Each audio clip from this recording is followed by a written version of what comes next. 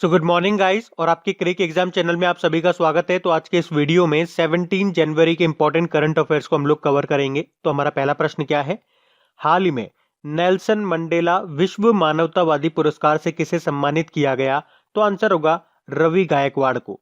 तो ये जो नेल्सन मंडेला मानवतावादी पुरस्कार है, ये मानवता की सेवा के लिए अपना जीवन समर्पित करने वाले लोगों को दिया जाता है और इस बार ये दिया गया रवि गायकवाड़ को।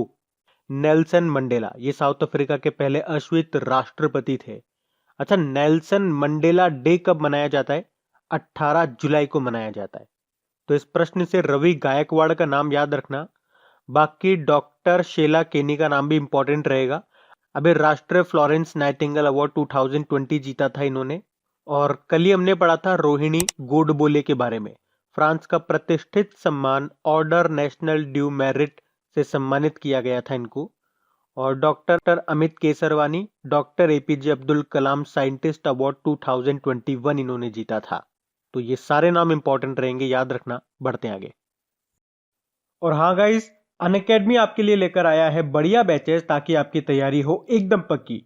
तो आज ही सब्सक्राइब करें अनअकैडमी प्लस पर और पाए Ankush Lamba, Ashish Arora, Nimisha Bansal, team AVP, team NASA और इंडिया के और भी कई टॉप एडुकेटर्स एक ही प्लेटफॉर्म पे। यहाँ पे आपको बैचेस बिल्कुल बेसिक से हाई लेवल तक के मिल जाएंगे, प्रैक्टिस और पीवाईक्यूज के साथ। सारे बैचेस और कोर्सेज में आपको डेडिकेटेड डाउट सेशंस भी मिलेंगे। तो ये एक ऐसा मौका है जहां आप एडुकेटर्स के साथ लाइव इंटरेक्ट करके अपने डाउट्स क्लियर कर सकते हैं। और इसी सब्सक्रिप्शन में आपको मॉक टेस्ट भी मिल जाएंगे डिटेल एनालिसिस और एक्सप्लेनेशन के साथ। तो अगर आप बैंक एग्जाम की तैयारी कर रहे हैं तो ये सही मौका है इस अपॉर्चुनिटी का लाभ उठाने का। और अपकमिंग बैचेस की लिस्ट आप स्क्रीन पे देख सकते हैं। Accelerator batches, target, IBPS, PO वगैरह वगैरह। और हाँ, जल्द ही प्लस सब्सक्रिप्शन की फीस बढ़ा दी जाएगी। तो बिना वक्त जाया किए सब्सक्राइब करें अनअकैडमी प्लस पर और इस मौके का फायदा उठाइए। तो बिना टाइम वेस्ट किए अनअकैडमी प्लस का सब्सक्रिप्शन ले लीजिए और मेरा कोड इस्तेमाल करना मत भूलिएगा, वो है क्रेक एग्जाम 10, क्योंकि इसे लगाते ही आपको 10% का इंस्टेंट डिस्काउंट मिल जाएगा। साथ ही अनअकैडमी के एसएससी, बैंक्स, रेलवे के कंबाइंड कोर्सेज मिल जाएंगे बढ़िया डिस्काउंट पे। तो लिंक पे क्लिक कीजिए सब्सक्राइब करने के लिए। लिंक आपको सारे डिस्क्रिप्शन में मिल जाएंगे। अभी हम बढ़ते हैं आगे। फिर एक कोविड-19 वैक्सीन पाने वाले पहले भारतीय कौन बने? तो आंसर होगा मनीष कुमार। तो अभी प्रधानमंत्री नरेंद्र मोदी ने 16 जनवरी को दुनिया का सबसे बड़ा कोविड-19 टीकाकरण अभियान शुरू किया और स्वच्छता कार्यकर्ता मनीष कुमार कोविड-19 वैक्सीन पाने वाले पहले भारतीय बने। मनीष कुमार ये एक सफाई कार्यकर्ता है, तो इनका नाम आप याद रखना। बाकी अगर मनीष चौहान की बात करेंगे ना अपन, तो कुछ दिन पहले ही पढ़ा था, पुर्तगाल में भारतीय राजदूत बने थे ये। मनीष चौहान है वो। और संगीता श्रीवास्तव इलाहाबाद विश्वविद्यालय की पहली महिला कुलपति वाइस चांसलर बनी। और सुबोध कुमार जायसवाल CISF के डायरेक्टर जनरल बने थे। तो ये नाम भी आपको याद होने चाहिए। बढ़ते आगे। फिर हाल ही में सोफी डिवाइन ने महिला T20 क्रिकेट में 36 गेंदों में शतक बनाकर रिकॉर्ड बनाया। बताओ ये सोफी डिवाइन किस देश की है, इनकी नेशनलिटी क्या है? तो आंसर होगा न्यूजीलैंड। तो अभी न्यूजीलैंड की कैप्टन सोफी डिवाइन ने वुमेन्स T20 में सबसे तेज शतक लगाने वाली ये क्रिकेटर बन गई हैं। उन्होंने केवल 36 गेंदों में शतक लगाकर ये रिकॉर्ड बनाया।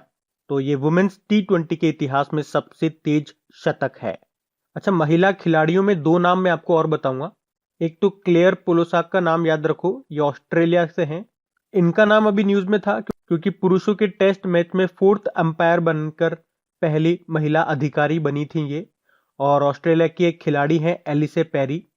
आपको याद होगा ICC female cricketer of the decade रही थी ये, यानी कि रचेल हेहो फ्लिंट अवार्ड जीता था इन्होंने। उसके अलावा ICC women's ODI cricketer of the decade और T20 international cricketer of the decade रही थी ये। एलिसे पेरी उनका नाम है। अब यहाँ पे बात न्यूजीलैंड की है, तो ये रहा मैप में न्यूजीलैंड।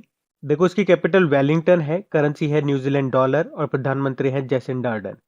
अच्छा, क्वेश्चन में हमने सोफी डिवाइन की बात करी थी ना, सोफी डिवाइन से एक और पॉइंट बताता हूँ। वुमेन बिग बैश लीग जो हुआ था उसमें 100 छक्के लगाने वाली पहली महिला खिलाड़ी भी बनी थी सोफी डिवाइन। जबकि अगर बात करें एक ओवर में 6 छक्के लगाने वाले 7वें क्रिकेटर बने थे लियो कार्टर, जो कि न्यूजीलैंड के खिलाड़ी हैं। और न्यूजीलैंड के एक और खिलाड़ी आपको याद होंगे, रॉस टेलर। क्रिकेट के तीनों फॉर्मेट में 100 मैचेस खेलने वाले दुनिया के पहले खिलाड़ी बने थे ये। और इन्होंने पिछले साल सर रिचर्ड हेडली पदक भी जीता था। और न्यूजीलैंड से आप याद क्या रख सकते हो, अभी जो ह्यूमन फ्रीडम इंडेक्स 2020 आया था उसमें न्यूजीलैंड टॉप पे रहा था, भारत 111वें नंबर पे था। और ओपन बजट सर्वेक्षण 2019 जो आया था, यानी कि बजट पारदर्शिता व जवाबदेही के मामले में टॉप पे रहा था न्यूजीलैंड। इंग्लिश में बोलेंगे तो बजट ट्रांसपेरेंसी एंड अकाउंटेबिलिटी में भारत 53 नंबर पे था। तो ये आप याद रख सकते हैं न्यूजीलैंड से। बढ़ते हैं आगे। फिर है अवर हिंदू राष्ट्र नाम की बुक को किसने लिखा, तो आंसर होगा आकर पटेल ने। तो अभी हमारी हिंदू राष्ट्र की समीक्षा की गई है इस बुक में, जिसे लिखा है आकर पटेल ने। बाकी श्री अय्यर ने एक बुक लिखी थी, उसका नाम है वो painted my lust red. R Giridharan ने जो बुक लिखी उसका नाम है राइट अंडर अवर नोज। और जयराम रमेश ने जो बुक लिखी उसका नाम क्या है, the light of Asia, the poem that defined the Buddha. तो इस प्रश्न से आकर पटेल का नाम याद रखना। बढ़ते आगे। फिर अभी हाल ही में किस मंत्रालय ने लगातार दूसरे साल स्कॉच चैलेंजर अवार्ड जीता है, तो आंसर होगा जनजातीय मामलों के मंत्रालय ने। तो ई गवर्नेंस में बेहतर कार्य के लिए केंद्रीय जनजातीय मंत्रालय ने लगातार दूसरे साल स्कॉच चैलेंजर अवार्ड जीता है। और हमारे जनजातीय मंत्री हैं अर्जुन मुंडा, जिनका निर्वाचन क्षेत्र कॉन्स्टिट्यूएंसी है खुंटी झारखंड। उन्होंने वर्चुअली इस पुरस्कार को प्राप्त किया है, तो ये आप ध्यान रखेंगे। बढ़ते आगे। फिर है हाल ही में यूएस इंडिया बिजनेस काउंसिल 2021 ने किसे अपना उपाध्यक्ष बनाया, तो आंसर होगा किरण मजूमदार शॉ को। तो यूएस इंडिया बिजनेस काउंसिल ने अभी बायोकॉन के कार्यकारी अध्यक्ष किरण मजूमदार शॉ को इसके उपाध्यक्ष के रूप में चुना है। अच्छा, किरण मजूमदार शॉ से कुछ पॉइंट्स मैं आपको याद दिलाता हूं, जैसे कि पिछले साल EY world entrepreneur of the year 2020 इनको चुना था। और उसी तरह से टॉप 20 मेडिसिन मेकर पावर्स की जो लिस्ट आई थी उसमें भी इनको चुना गया था। और ऑस्ट्रेलिया का सर्वोच्च नागरिक सम्मान जिसे कहते हैं ऑर्डर ऑफ ऑस्ट्रेलिया, उससे भी इनको सम्मानित किया गया था। बाकी राजीव जलोटा मुंबई पोर्ट ट्रस्ट के ये अध्यक्ष बने थे। हरप्रीत सिंह की बात करेंगे तो विमानन क्षेत्र में पहली बार एक महिला को किसी एयरलाइन कंपनी का CEO बनाया गया। और M वीर लक्ष्मी भारत की पहली महिला एम्बुलेंस ड्राइवर बनी है, तमिलनाडु से।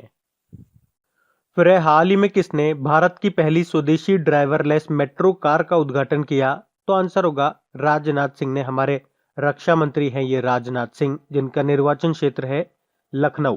और अभी इन्होंने ही देश की पहली स्वदेशी ड्राइवरलेस मेट्रो कार का उद्घाटन किया।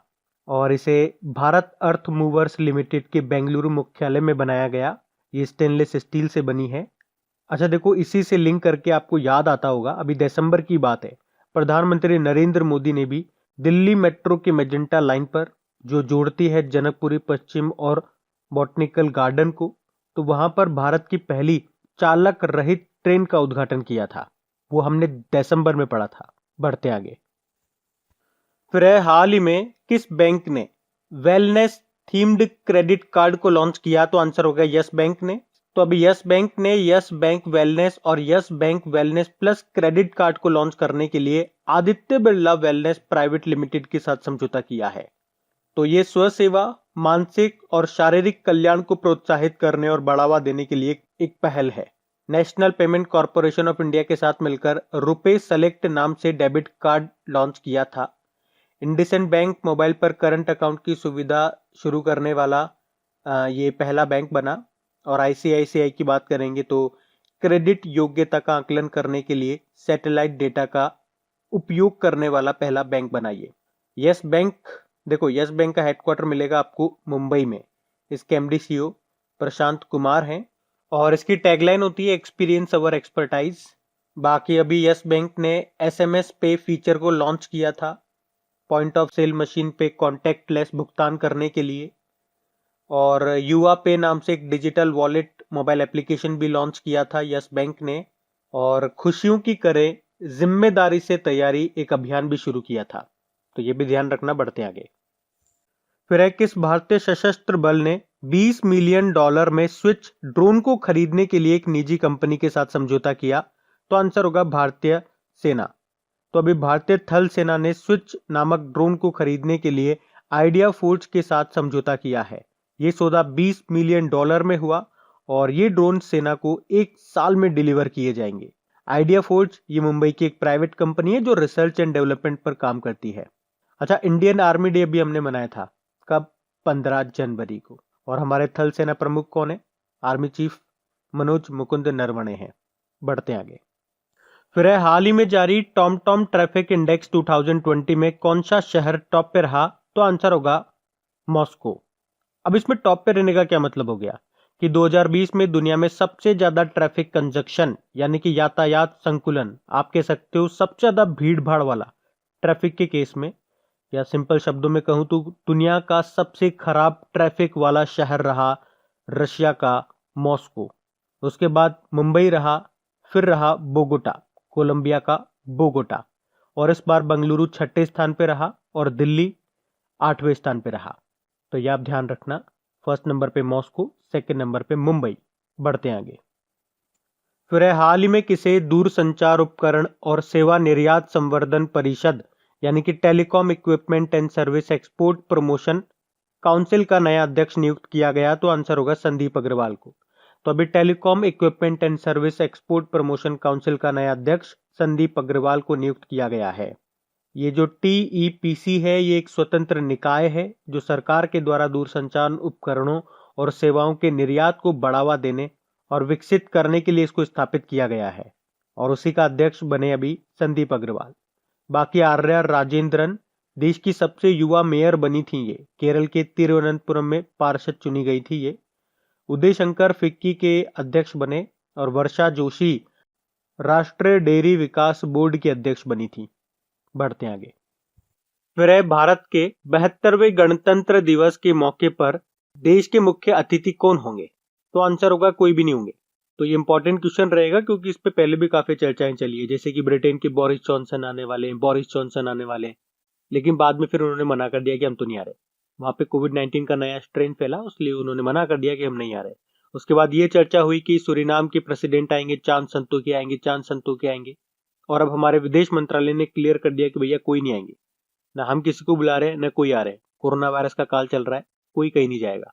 तो 5 दशकों में ये पहली बार है जब भारत के रिपब्लिक डे पर कोई भी चीफ गेस्ट नहीं होंगे, और ऐसा पहली बार नहीं है, इससे पहले भी 1966 में जब भारत के तत्कालीन प्रधानमंत्री लाल बहादुर शास्त्री जी का निधन हो गया था ताशकंद में, उसके बाद जो रिपब्लिक डे आया था उस वक्त हमने किसी को भी इन्वाइट नहीं किया था, और उससे पहले भी 1952 और 1953 में भी कोई भी चीफ गेस्ट नहीं थे। तो आप कह सकते हो ये चौथी बार है जब ऐसा हो रहा है। अच्छा, अगर आपसे पूछ लिया जाए, देखो प्रश्न ये आपका न्यूज में आ गया तो बन सकता है प्रश्न कि पहली बार यानी कि 1950 में हमारे रिपब्लिक डे पर चीफ गेस्ट कौन थे? इंडोनेशिया के तत्कालीन प्रेसिडेंट सुकर्नो थे, और लास्ट टाइम 2020 में कौन थे? ब्राजील के प्रेसिडेंट जेयर बोल्सोनारो थे। तो ये आप ध्यान रखना। और अब बात करेंगे कल के वीडियो में पूछे गए प्रश्न के उत्तर की। तो कल के वीडियो में आपसे पूछा गया था कि वॉर टाइम गैलेंट्री अवार्ड से किसे सम्मानित किया गया? तो आंसर होगा के पलानी को। आप सभी ने प्रश्न का बिल्कुल सही उत्तर दिया है। और गाइस देखिए, अगर वीडियो को आपने अभी तक लाइक नहीं किया तो प्लीज इसे लाइक जरूर कीजिएगा। अगर ये वीडियोस आपको अच्छे लगते हैं, हेल्पफुल लगते हैं, तो इसे लाइक जरूर करना, और अपने दोस्तों के साथ में अपने व्हाट्सएप ग्रुप पे, स्टडी ग्रुप में इसे शेयर जरूर करना है आपको। और इसके साथ में जो भी इंपॉर्टेंट टॉपिक्स होते हैं उन पे मैं ऑडियोज तैयार कर रहा हूं। उसके साथ इन सभी करंट अफेयर्स के इंपॉर्टेंट क्वेश्चंस का रिवीजन कराने के लिए भी ऑडियो तैयार कर रहा हूं, और ये सब आपको मिलेंगे खबरी पे। और खबरी पे अगर आपने मुझे अभी तक फॉलो नहीं किया है तो फॉलो कर लीजिए। खबरी का लिंक आपको नीचे डिस्क्रिप्शन में मिल जाएगा, ऑडियो रिवीजन करके वहां जाइए। वहां क्रिक एग्जाम का बटन आएगा, उस पर कैसे आप क्लिक करेंगे फॉलो का ऑप्शन आ जाएगा। मुझे फॉलो करके वहां पे ऑल नोटिफिकेशन को सेट कर लीजिए, ताकि जो भी इंपॉर्टेंट टॉपिक्स पे ऑडियोज अपलोड होंगे उनका नोटिफिकेशन आपको मिल सके और आप उनका बेनिफिट उठा सकें।